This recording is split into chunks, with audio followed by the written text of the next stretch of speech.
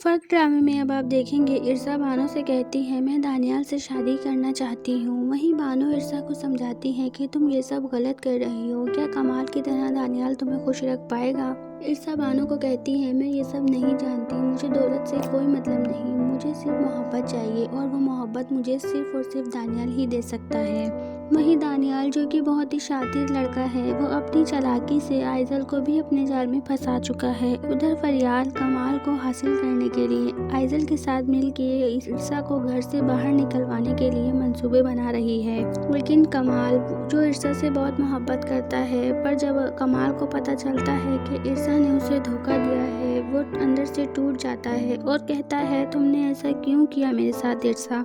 वहाँ पर इर्सा भी गुस्से में आ जाती है और कमाल से कहती है कि मैं इतने बड़ी उम्र वाले आदमी से शादी करना ही नहीं चाहती थी, पर अब्बा की वजह से मुझे करनी पड़ी। तो दोस्तों, आप सबको क्या लगता है, क्या इर्सा कमाल से डाइवोर्स ले लेगी?